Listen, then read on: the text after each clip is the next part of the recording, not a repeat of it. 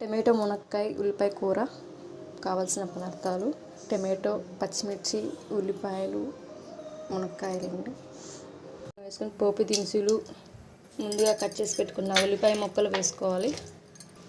ఉల్లిపాయ ముక్కలు, పచ్చిమిర్చి వేసుకొని బాగా వేయించుకోవాలి. బాగా ఎర్రగా వేయించుకున్న తర్వాత అల్లం వెల్లుల్లి పేస్ట్ వేసుకోవాలి. అల్లం వెల్లుల్లి పేస్ట్ వేసినాక బాగా వేయించుకోవాలండి. బాగా అల్లం వెల్లుల్లి పేస్ట్ పైన తేలేలాగా నూనె బాగా తేలాలండి పైకి బాగా.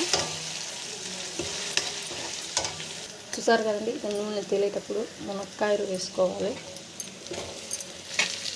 ఇట్లా వేసుకున్నాక ఒక 5 నిమిషాలు మూత పెట్టుకొని మధ్యనివ్వాలి మునక్కాయలని. 5 నిమిషాలు ఉడికిన తర్వాత టమాటా ముక్కలు వేసుకోవాలి.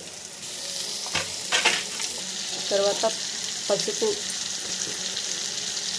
కారం